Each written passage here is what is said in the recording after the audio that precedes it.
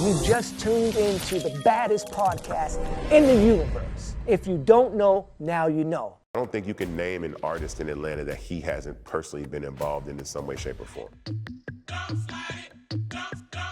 got that peachtree in my cup, that mean I do what he say. And my body sitting right, he need that thing on delay. My bestie post me anything for Ian Burke. On replay. Ayy, don't go too fast, this ain't no relay race. I'm talking ghost ride it, ghost ride it, watch me spray. But the only person name you really heard, like, who could really get you a deal was Ian Burke. Ghost ride it, watch me spray. Ghost ride it, in the place. Ghost ride it. You see I'm kicking it, see what I'm competing with, huh? All these girls be all the same, see what I'm doing.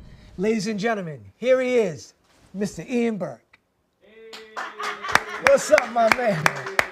What's up, man? It's always good to see you. We're good friends. Yeah. But, hey, man, good friends can always dig in a little bit better. And now that we're in front of the camera, we're going to have some fun. Is that all right? It's a nice set, man. Really, really nice set. Thank you. Beautiful. Man. I appreciate that. Coming from you, because you've been on so many different TV shows and so many different podcasts and so many this and so many that. Yeah, I wish they would look like this. This is great. So let's dig right in, man. You've been in the game a long time with entertainment. Why do you do what you do? I don't know how to do anything else. You don't know how to do anything I don't, man. This is, you know, when you find something that you're good at, you know, you stick with it. You know what I'm saying? And this is something that I appear to be very good at. Other people say that I'm good at it, so I stick with it. You know, it's good to when you interview people like yourself, you know, with all the accolades that come along with you. But as I said to you before, this show is not to just highlight the accolades. It's to highlight the reality of who we are as humans, and you know, you being who you are. From starting at this young, tender age of what, 20-something in the entertainment 19. business? 19 years old up until now. It's like, it's not about what you've done, it's about the seeds that you planted with all of these different people. So my question to you, what do you think that seed is? What did you leave with so many of these people?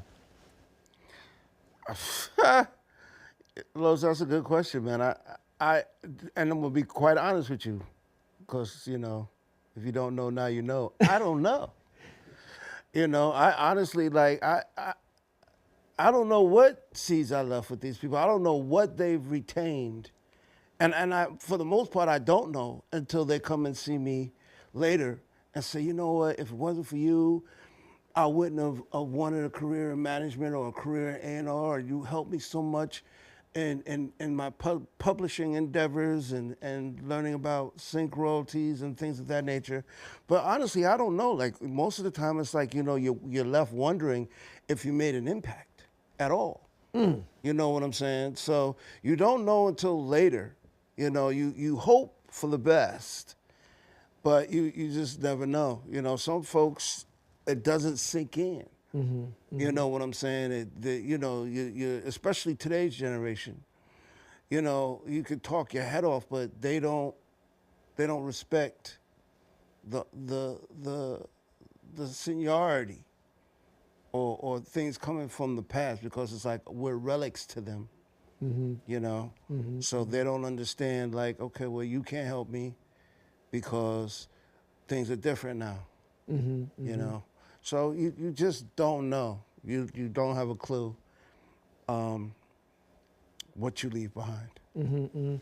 Well, you know, when I think of you, I think of a person that is a humanitarian, like a humanitarian heart.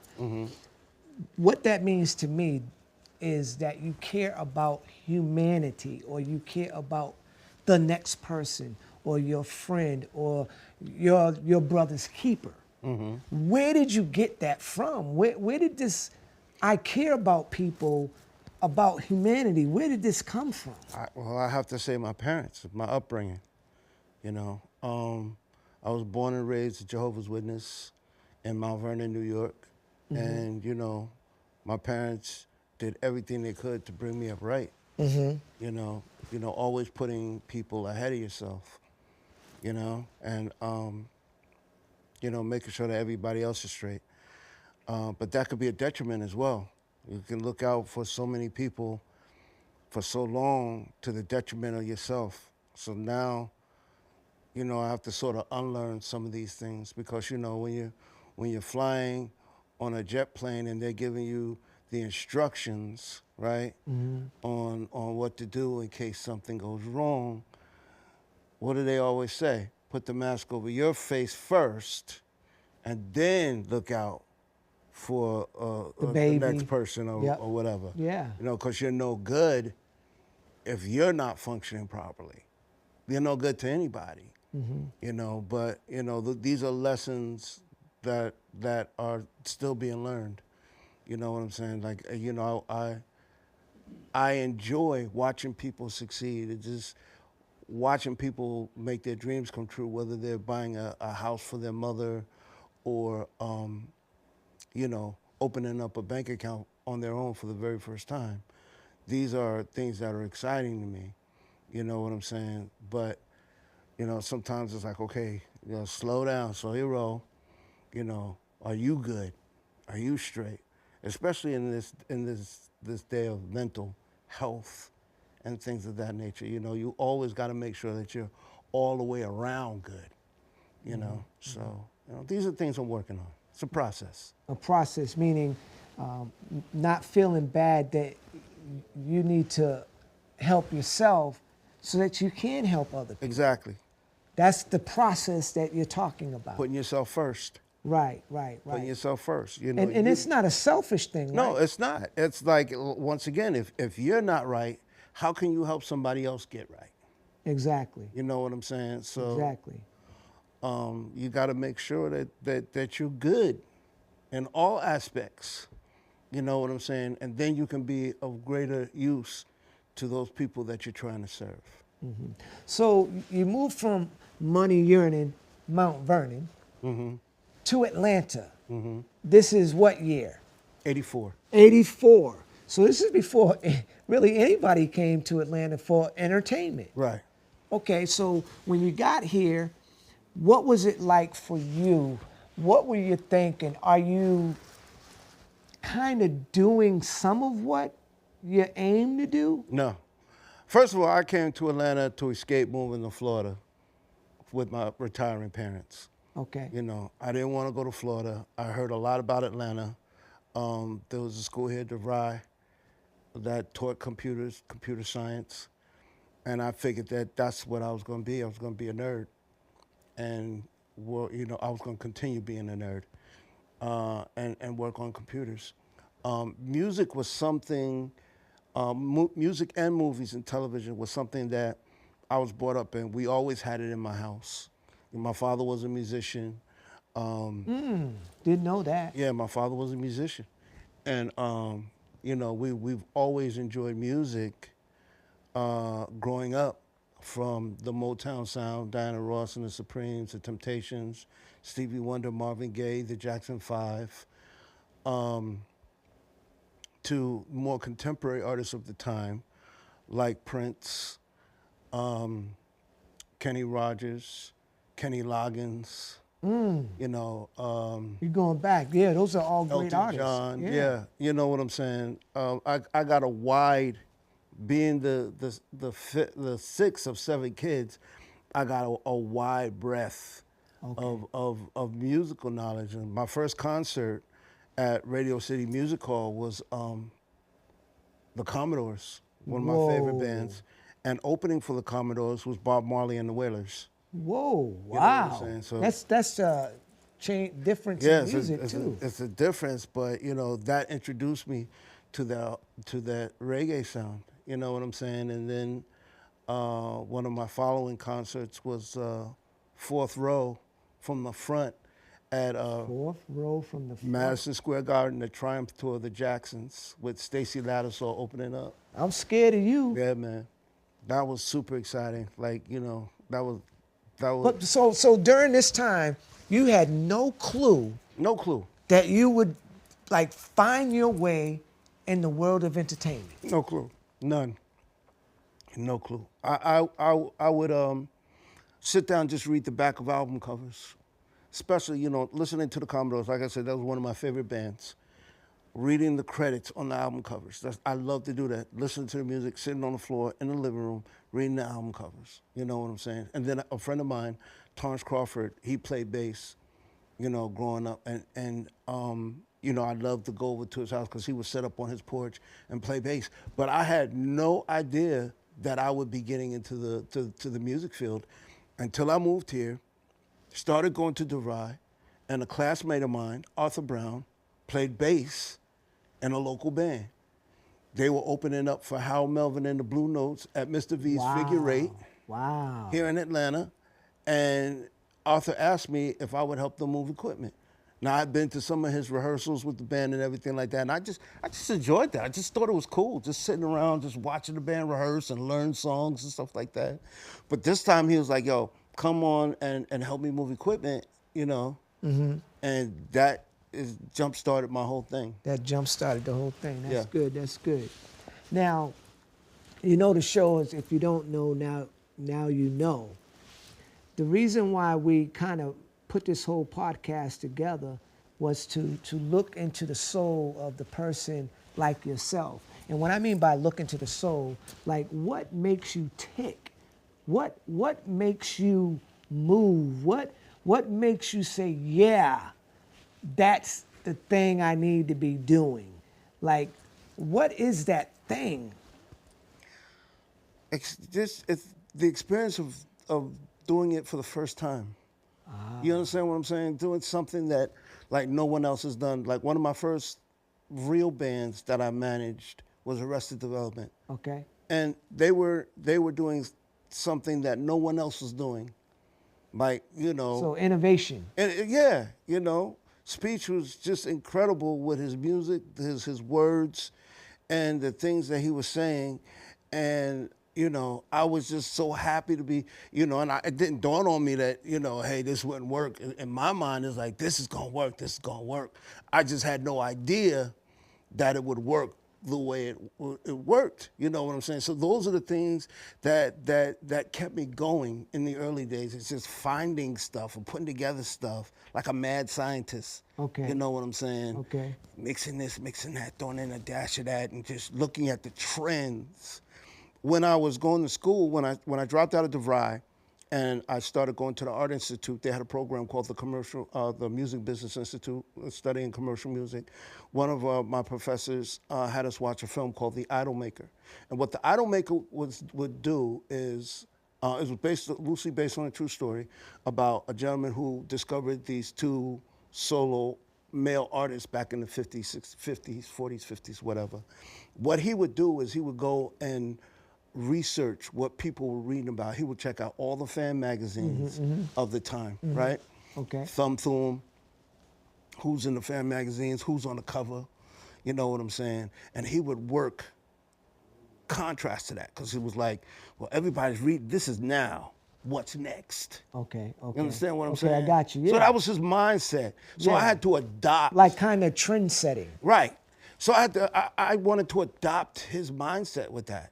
So, you know, when BBD came out and broke loose from New Edition, right? I was like, yo, it would be so cool to have a female version of this. Okay. You know what I'm saying? It would be excellent. So I set out mixing people, this pulling, and until I came up with the right formula for the group you know as TLC. Right. You know, for me, when I put them together, they were called Second Nature. Right. But it was just the innovativeness of it all. Right. That was exciting to me. Once again, I had no idea. I had no clue what these girls were gonna do. So when you talk innovation, that's what draws me more into what keeps you moving, the innovation. So with this innovation, is it that you sit in your room at night and think of innovation, or something just comes to you? Some just comes. It's just like, you know, like I said, back in the day, it was thumbing through these magazines that would just feed my mind with okay, well, what's next? You know, I could see something on TV and be like, oh, wow, that's cool. If I flip it, that could be cool. Could be a cool situation. You know, so anything, you know, I could see an act that's out now and be like, oh man, if only they had this with it. That could be kind of cool, different. You know what I'm saying? Now, I like to bounce around a little bit with this conversation. I know you to be like, you know, you probably don't know, I've noticed this about you. You're like family oriented, you know, like you know.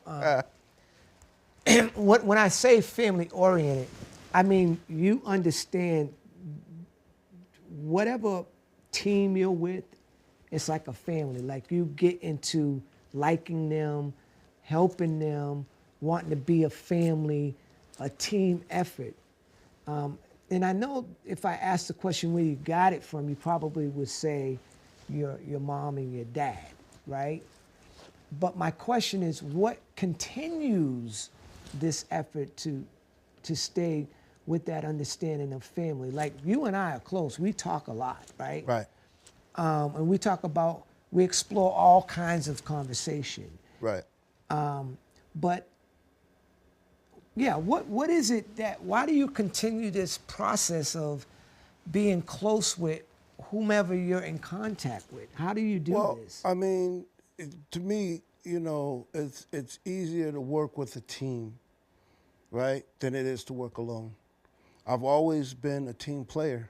You know, I'm a soldier. I like to be part of a collective. I think we win better that way. And you stay out of trouble that way too. Yeah. You know what I'm saying? Right, yeah.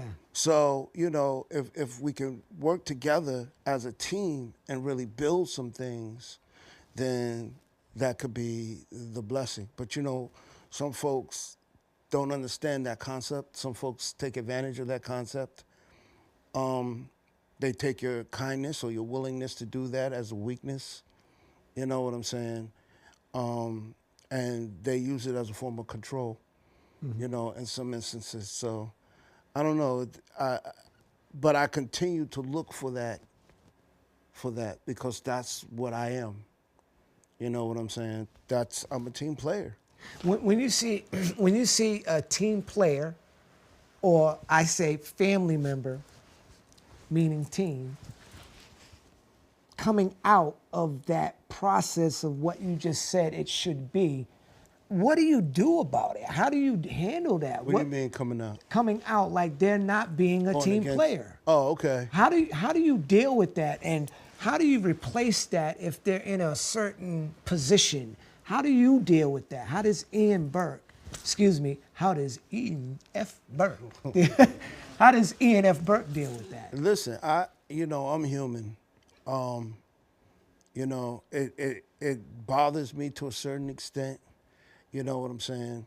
And, you know, that's why I say sometimes too, like your mental health is important in these days and age, because, you know, one slip of a wheel could throw things into turmoil. You know what I'm saying? I do. One little thing pops off could throw you completely off course. I do understand. And, you know, it's frustrating, it's aggravating, especially when you're trying to hammer that piece back into place and it just doesn't want to get back into place because they don't want to listen. Their minds are fixed on something else, and they have these ideas all on their own, and they don't understand what we're trying to accomplish as a group. But how do you deal with that when it happens? That's what I'm saying. It's like something I deal with it I turn on Netflix and sit back and binge out on something. Okay, so the nugget is kind of move away from it for a while. Yeah, you have to. Otherwise, it'll drive you crazy. You know what I'm saying? Because these people don't want to listen. They want to go off and do their own thing. You know, they have their own ideas, but it's like you can't. This is a team thing. Like, you have to listen, just like I have to listen to you. Like, it's a two-way street. You understand? You could teach me some things that I didn't know, especially as it relates to social media or something like that, that I may not understand, you know, but for the overall part of this is something that I've been doing for years, you understand? And I've been successful for years doing what I do, you know what I'm saying? So if you listen to me, we could win. And in turn, I'll listen to you and be like, okay, cool. So let's merge, let's compromise, and let's make it work. These people don't even want to compromise. Right. You know, so at that point, I have to separate myself and just be like, okay, you know what? Let me focus here, Otherwise, you know, I turn into those type of people where it's no longer a democracy. It's a, what do you call it? When you're... You're talking about like certain countries, yeah, they have a dictator. A dictator, it's a dictatorship. Yeah. You know what I'm saying? It's like, no, you do what I say. I don't work like that, but they push you in that direction. You know what I'm saying? So. Yeah, so I mean, you brought up something that I definitely want to talk about because it's important, not just to me, mental health in the entertainment business. A lot of the folks that you come around over the years and even still today, some of them are dealing with this mental health issue. How do you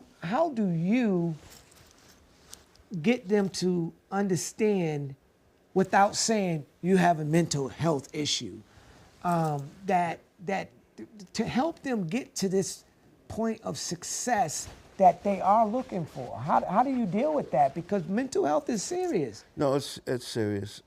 Nowadays, you know, people will bring it to you, let you know that they're dealing with these issues. Okay. You know what I'm saying? Like what do they call it? I think Kanye West was dealing with bipolar. Right. I think he was talking about.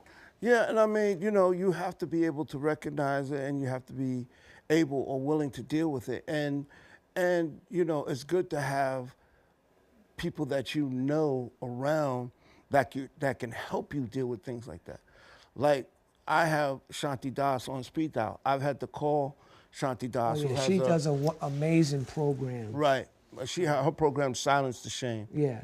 I've called Shanti Das on a few occasions, and, you know, actually, you know, we did a Zoom call, and, you know, for someone else that was just saying crazy things, and I'm just like, you know, and I'm there and I'm crying because you want to help. I want to help. It's like, yo, what do I do? I don't know what to do. Like, this guy, it was someone that I considered a friend, and you know, so Shanti has been very helpful with that, and it's good to have people like that on your team. She's not a doctor, but she's been through this before. You know, but she knows how to get you to a doctor, or get you to a counselor. Exactly. Because she has the contacts, right, and she understands it, right? Right.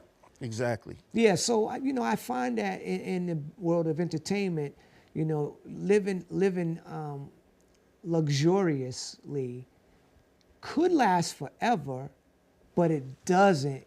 Maybe 95% of the time for recording artists or even movie stars or television talent.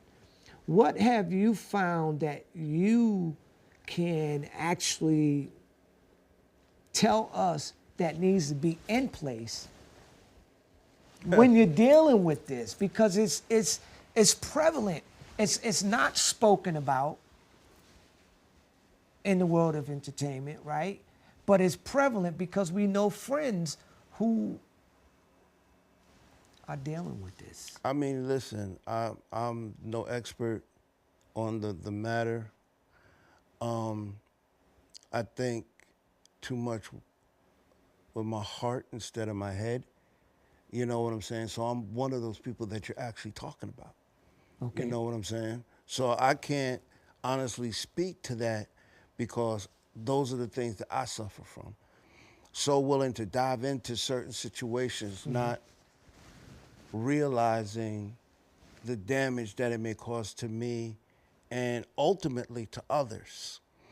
And, you know, so I can't speak professionally on that because, you know, whoever can, I need to have a conversation with them. Be like, Right. look, this is what I do. This is how I'm always messing up, you know, because I'm flawed. As a human, I'm flawed. And I accept that and I know that. You know what I'm saying? So I have to take the steps to repair the flaws that I have. But I'll forever be flawed. I'll never be perfect. And I'm cool with that. You're cool with that. I'm cool with Knowing that you're being not human. perfect, because Exactly. I'm not perfect, nobody's perfect. Exactly. Yeah. You know, but there are certain things that I need to work on, I want to work on, as far as my day-to-day situation goes. So, you know, I'm still seeking the light and education on that as well.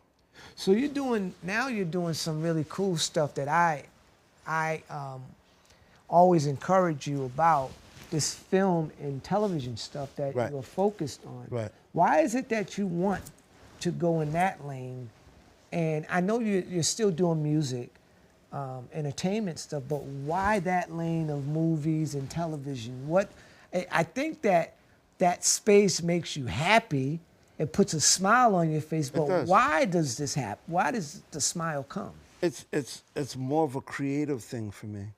And I've always been into film and television. Even growing up, we only had 4 channels: ABC, CBS, NBC, and public broadcasting channel. Right. And then later on, Fox came into play. Yeah, much later. I was Yeah. here when Fox came. Right, into play. But we had the big box. You know, later we got the cable box. We were Yeah, happy with you that. got cable? Yeah, I got cable. Oh, we were going to somebody else's. Somebody's house to watch. So I've always been into my first movie ever, I believe, was Willy Wonka and the Chocolate Factory. That's a good movie, though. Yeah, absolutely. And I'm a fan of the directors like Coppola, Spielberg, Lucas. That's great. you You can know. like just spill in, like you're saying their names like it's just a flow of water. Because, you know, I watch movies over and over and over again, you know.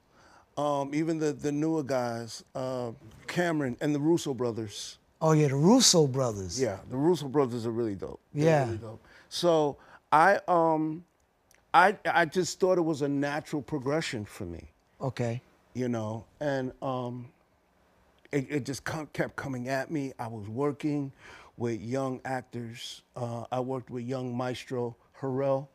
Maestro Harrell was young Ali in the movie Ali. He played the younger Will Smith, Okay. or the younger Ali. Yeah, the younger Ali, but we know Will Smith played in Played the Ali. Yeah. Yeah. And then he went on to go to The Wire. I brought him to Jermaine Dupri because he was also a singer and a player. Musician, Oh, I didn't know that. Yeah. I brought him over to SoSoDef at one point. He was my first young actor, and then I moved on to the McLean sisters, who starred in the A lot of Tyler Perry, yeah. Yeah, what's it, Daddy's Little Girls? Daddy's Little Girls. And now they're going off, they dove off into their Other separate, things, yeah. separate careers.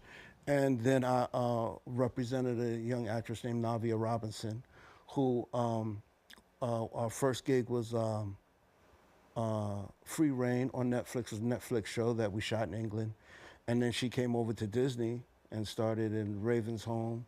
And so the whole thing was, okay, I was working with young actors, but I wasn't producing or anything like that. So when the opportunity came, when it afforded itself, and my brother had a concept to do this underwater thing with kids and teenagers, I was like, oh, okay.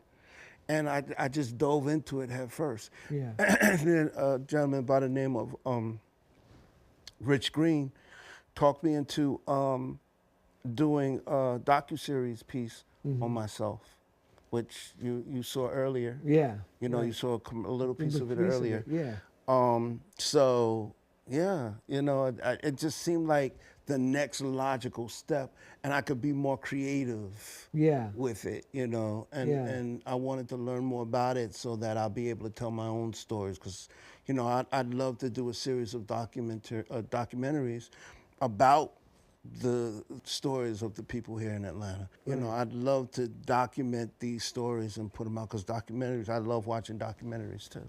Yeah, man. I don't know if you know this, but it's like you came alive when you started talking about film and television. Right?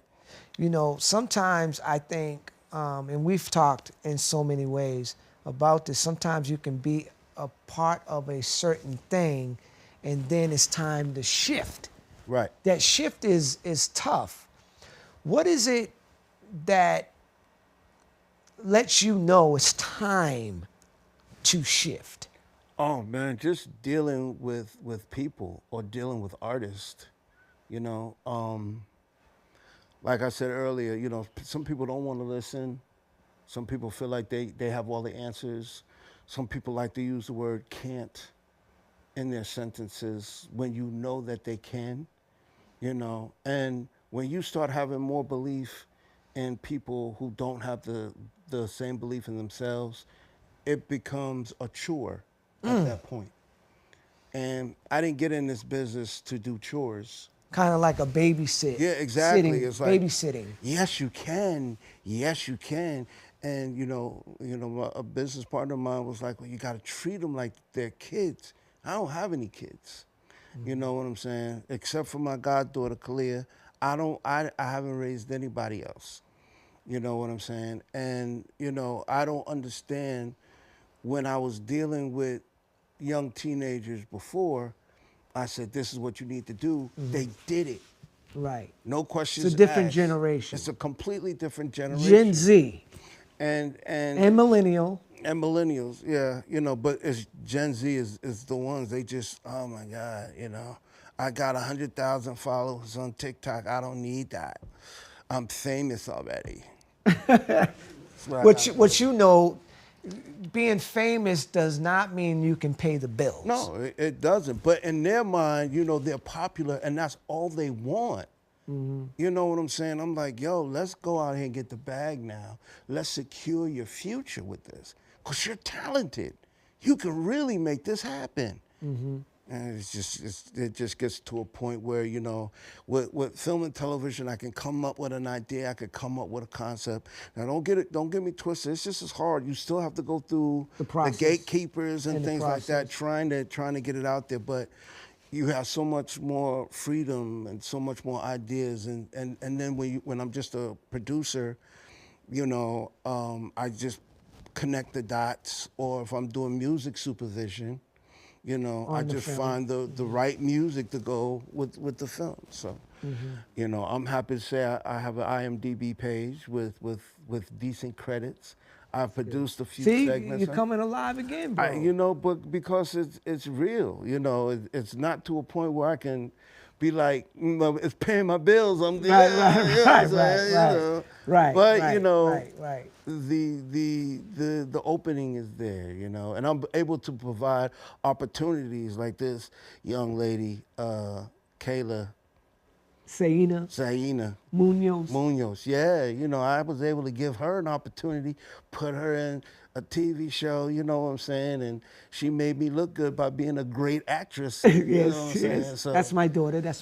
you know, so yeah, really, these are the opportunities that, again, giving these starts or things like that or these opportunities brings happiness and joy. You know, being in the business as long as you have been and dealing with so many different celebrity talent.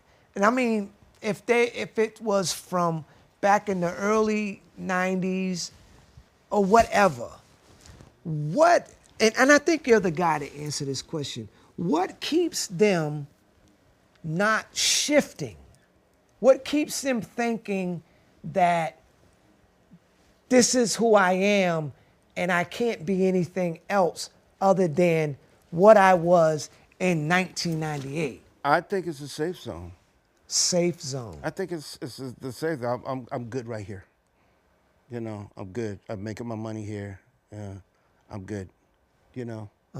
And some people are just scared to. Well, what about the ones that don't actually are able to pay bills, but they're still No, within their. But those people, they don't want to take the chance. Even the ones that can pay bills don't want to take the chance. Okay. You know, unless it's absolutely everything is, they have no risk. There's no risk involved. So they cut them a check, and Right. now they're good. Right, and they're just the face of it. Other people do the work. They're just the face. Okay. You understand what I'm saying?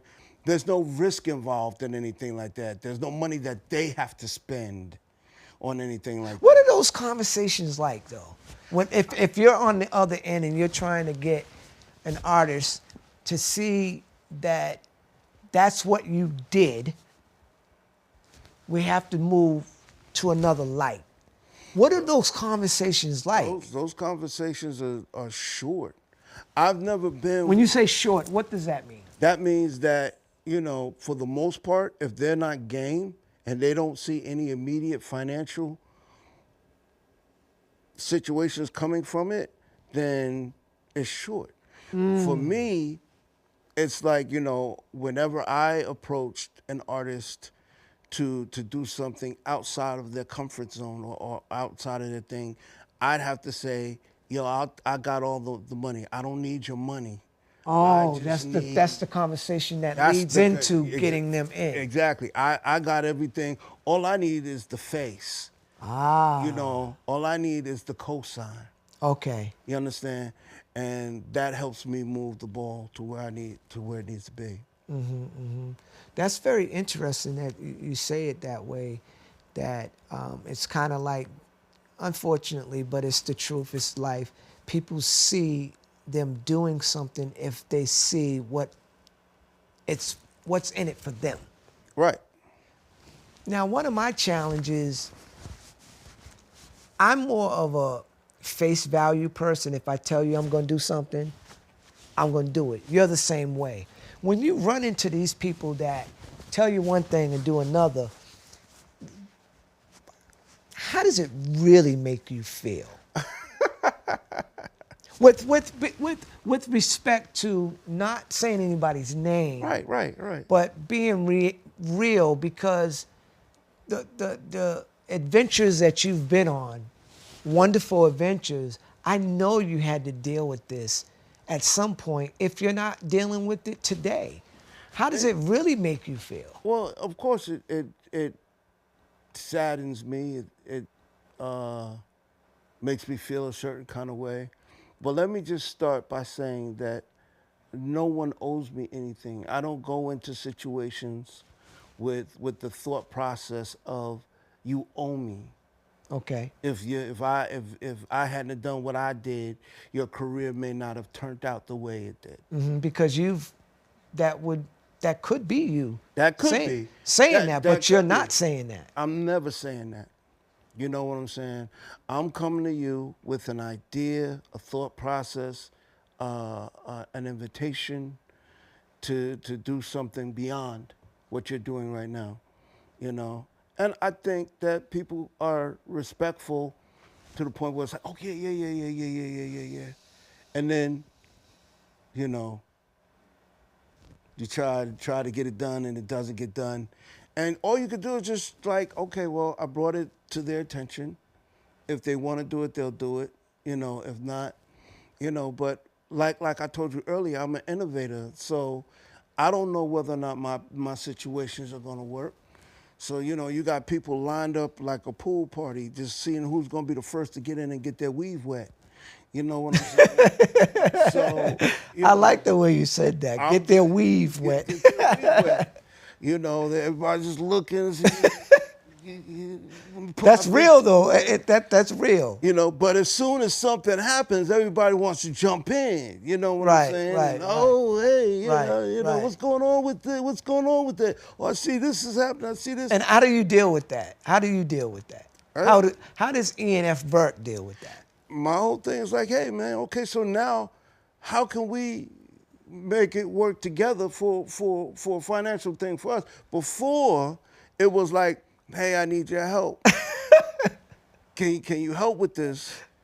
no or no response, okay, I'm moving on to the next. Now it's like, okay, well, it's already moving. Like I no longer, but if you bring something to the table for me. So the tables turned, so to the speak. tables turn a little bit, you know what I'm saying? But that's a natural progression. Exactly. It's no disrespect to them. Right. It's like at that point in time, like I don't need you anymore like I did. Right. You know what I'm saying? In that capacity. In that capacity. I was Right. trying to show you some things, you know, and, you know, like, I'll say like I was doing with Jermaine Dupri back in the day. When I brought him Second Nature, you know, he saw the value. We saw the value in each other. Okay. When I brought him Xscape, and I had taken Xscape around to everybody, Jermaine was the only one who got it. Gotcha. You know what I'm saying? He looked at it, like, okay, I know what I could do with these girls. You know what I'm saying? He jumped on board. Took him a year to do it, but he jumped on board and took these girls to 3 platinum albums, multiple gold and platinum singles, and a very successful career. I ask people this question because I know who I am and I know I have done these things. What is the craziest thing that you may have did or someone would think is the craziest, but it worked out? Meaning, if you had to jump over a fence to get to whoever, what did you do? What was it that you did? I've heard people say some crazy things, kick open the door and say, hey man, just listen to me sing. No. Like, is there anything you've done? That's the one thing. But it worked out, I agree, I hear you, but Okay. that's the one trait that I don't have. I do not have that theory Okay. trait, like, you're gonna hear me. Okay. You know what I'm saying? Okay. I don't have, that's the one, and I wish I had it sometimes. Sometimes I'll be like, no, you know, I don't want to cuss on your show. Bump you, dude. I'm gonna, you know, you gonna see. You know what I'm saying? okay. Like, you know. So what is it that you think you're gonna have to do in the future for the two projects? Hire you. Hire me. I need to, because you get the job done. Come on, Los. We've known each other a long time. We know each other a long time. And I've sat with you and I've watched you negotiate things. I just be like, nah, that's not going to work for me, nah. I could never do that. But here's the thing, though. I believe maybe you can't recall, but there's something in everybody on this earth that they do something that somebody's not gonna do. Somebody is not gonna do, and it works out. So I only ask you that question because I know you have 2 great projects. Right. That are in the can, so to speak, right? I know that in order for this to get to television or to over-the-top television like Netflix or Hulu or whatever, there's something that you're gonna have to do, right? That others will not do. I can think of a time flying out to LA, and you know the story. I knew nobody, and I went and I greeted the person, and why can't we say the name? I love that story. Okay, well, I love that story. I'll tell the story. I went out to LA. Right. Didn't know, and even the executive producer here, Alfred knows. My daughter Seina, she knows. I went out to LA, didn't know the guy, and I trolled, not in a negative sense. Don't troll people in a negative sense, on the internet. And I looked and I was like, where's he gonna be? Where's he at? Is he gonna be here? Is he gonna be there? I did what other people don't usually do. And that's exactly. And I said to my wife, I said, I'm going to LA. She said, going to LA for what? I said, you know, and I'm gonna say his name.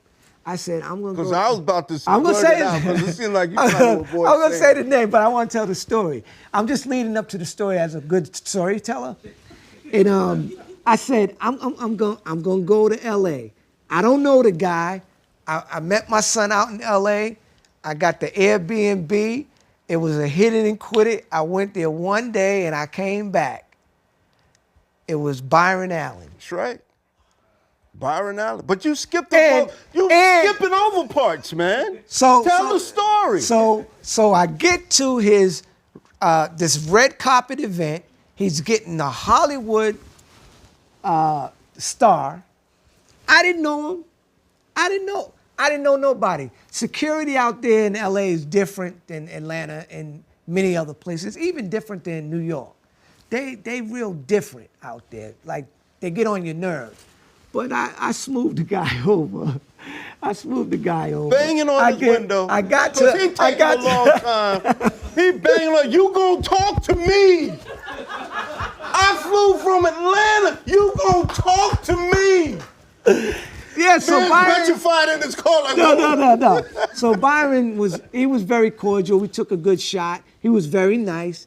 And then I wanted to talk more business, and he was cool, calm, collected. But he got in the truck, and he was acting like he was doing the Hollywood on me. Right. And I've been in the game a long time. I'm not afraid. I'm right. Like, yo, I know you not acting like you don't see me. Tap, tap, tap. Tap. Yo, I know I came all the way from Atlanta to come see you. It can't go down like that. And he rolled the window down. That's right. And now we're cordial now you're friends. cordial. Y'all talk to each other on the phone. And he's very respectful. He's a real business guy. Okay. But that was my... No, okay, well, let me tell you my thing. Okay. Let me tell you my thing. Let me tell you, is the camera on me? Yes, you got a camera on me? Okay, let me tell you my story as to why I should hire this guy. Okay? So, it's Christmas time, last year, Christmas time. He tells me, yo, we need to find Shaq. We need to take your show, The Aquatics. We need to find Shaq. I'm like, man, I don't know, man. I don't know. I'm going to find him. This is what he's saying. He finds out that Shaq is going to be giving toys away at this event. At Rashad Richie's. Rashad Richie's event. And he said, meet me out there. All right? So I'm like jumping in my car. Did another meeting beforehand, so I'm running crazy late. Crazy right? late. In Atlanta traffic. In Atlanta traffic. So he's on the phone with me, and he's like, yo, man, you got to hurry up. He's getting ready to leave. And I'm like, dude, I'm rushing. I'm caught in traffic. He said, hold on. This man runs up to his car. To Shaq's car. To Shaq's car, knocks on the window again. Hey, man, you know Ian Burke. Now, Shaq never met me a day in his life. Never met me a day in his life. Shaq says, yeah, I know Ian Burke. I know him. He on the phone. He want to present something to you. Here, talk to him. Talk to him. This man hands Shaq the phone. Shaq gets on the phone, and already I'm fanning out. I'm like, oh, stuff. I'm on the phone with Shaq. So I got to get over that part first. You know, what's up, Ian? Like, you don't know me, but I'm on the phone with you. You know what I'm saying? So I'm like, yeah, man, you know, I'm gonna have your man talk to another my man. guy, Yeah. You know, because I gotta go and stuff like that. So, you know, long story short, I missed it. But if he had not pushed the issue, it would have been a complete loss, and I would not have had that phone conversation with Shaq like he knew me. Just would not have happened. You know what I'm saying? Of course, the other guy, you know, he was just a filter and stuff like that. Never went anywhere, but it was an experience for me. So I'm telling you, this is why I said, yeah, I'm gonna hire you, bro. When I need to get in that door and somebody needs to kick the door down, I'm gonna hire Mr. Seina Muñoz. Let's keep it real. Well, you know, you've told a great story. I love the story. But here's the thing. Shaq was in the entertainment business as a rapper. Now, you may not know that he knows who you are. Maybe he's trying to convince me that this man knew me. This man did not know me. He told you he knew me. Yeah, I know Ian. I heard him say it too. Ian. Because he had the phone out to him. Yeah, I know Ian. He on the phone. Talk to him. Brother Burke. got the boy on the phone. Brother Burke. What's listen, up here? I'm like, come on, dude. You know, I get what you're saying. I understand what you're saying. That I'm a pretty good salesperson. Yeah, I get it. But it's not just that. It's like people respect that hustle, and nobody want to. You know, it's a little intimidating because you're like, wow, like you're really gonna. I'm like 7 feet tall, and you gonna come up to me like this? I'm Shaq. But hold on, Shaq is a nice guy. He is a nice guy. He is a nice guy. He truly was. You know what I'm saying? But I would have never had the gall to do that. I would have been like, oh well, I missed him. But Ian, you're so humble with this, man. You know what? That's that. But see, that's my lane. Right, of humble. Yeah, exactly. Yeah, you are like humble. I can wear that. When I met you, you was humble. You're still humble. Yeah. Very humble. And you know, where did we meet? Oh, years and years and years and years and years I had ago. to explain to your assistant, like, yeah, man, I've known you 30 plus years. That's bro. right. Finest hour. Finest hour.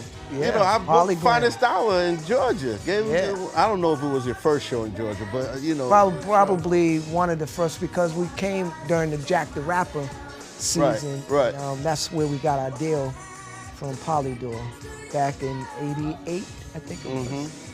And yeah, so we've been seeing each other for a long time. For a minute. For a long time. And don't cut none of this story out when you do the edits. Where's Al at?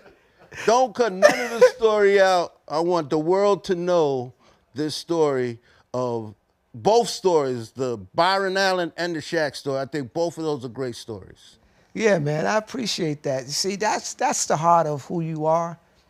You find a moment, That moment is a pen. Like you put a pin in it, and you make sure that the other person gets their just due. Right. Now, I believe that your just due is coming. I don't know if it's 1,000% in music entertainment. As I said, when we talked about film and television, you came alive. That's where I believe it is. And I know that's where your heart is because you're actually a movie buff. Oh. This guy can talk, you can talk about movies and you know the name of the movie. You can remember the name of the movie. You know the director. You might even know the DP of the film. Like, you go to the movies. Right. You have a membership that you pay monthly. I pay monthly. And you go whenever a new movie is out. Why so much movie watching, man? Because it transported me to a whole nother world. And I love them all. Rom-coms, horrors, thrillers, action movies. I love them all, man. Anywhere there's a good story, I'm there, man. I love the kids. I'm a Pixarian. You know what I'm saying? Which means that, you know, everything Pixar drops, you know, You're in. I'm in. You know what I'm saying? I thought that their storytelling was super innovative. But see, that's what what I find in life. The way God like puts this stuff inside of us is not something that you put inside yourself, right? Right. That's why I think the film and television will be that lane. Because you know that lane. To watch hours and hours and hours and hours of film and to stay in the theater to watch the credits. But you know what? It was just like reading the credits on the back of the album. That is in my DNA. That's what I'm saying. That film and television, man, that's your thing. And the shift gotta happen. And it's gonna happen. It's a natural migration. It's gonna automatically happen. Listen, I'm looking forward to it. I'm not gonna run away from it. I think that it's dope. There's some people that I want to work with within that Who medium. do you want to work with in film? If you had your way, director, Right. DP, producer. Tony Reams, you know, sometimes you got to keep your crew the same. Whatever film that I'm doing, I'm going to keep Tony Reams. Tony Reams is my director of photography. He just won an award for the Aquatics. Yeah. Yeah. You know, our first award, and it was for cinematography. He also did the cinematography on director of photography for the piece you saw, the docuseries. Okay. Just a great guy, just a great all-around guy. That's your DP. That's my DP. My director, still, like, I'm working with Joe Howell, but there are other directors that I would love to work with. I'd love to work with Lauren Lazin. Lauren Lazin did Tupac Resurrection, Oh, dope. you know, which was nominated. She was nominated for an Academy Award for that. But I got the small chance to work with Lauren because she also did The Last Days of Lisa Left Eye Lopez. Dope. You know what I'm saying? So I was part of that documentary, so I got a small chance to work with Lauren. I would love an opportunity to work on something with Lauren Lazin. Okay. It's a great... Who's your producer? Me, Well, that's without saying. without saying. Because I believe that's what you are amongst a writer and all of that. But I think producing, bringing it together. You know who I'd really like to work with? And it's long distance, but you know, I'm a fan of making dreams a reality. Ryan Reynolds is a great producer. Outside of his movie star work, he's also a great producer. And he gets things. I feel like working with him, he would get the concepts that I want to bring to life. Mm-hmm. You know what I'm saying? So, yeah. That's dope. Well, we're going to try to get that, make it happen. When this goes out, they're going to see it. They're going to say it. And, you know, God's going to bring it all together for you, man. You're a good guy, man. We're glad you're here. You know. Thank you for having me on yes. this beautiful set, man. Yeah, thanks for coming, man. Thank you for coming, man. My pleasure. If you don't know, now you know. We got a little gift for you. Oh, boy. Is it all right to give it to you? Absolutely. All right. Here we go. Absolutely. Here you are, my brother. Oh, has my initial on it, guys. See that right there? The I. The I. I is for he sees everything.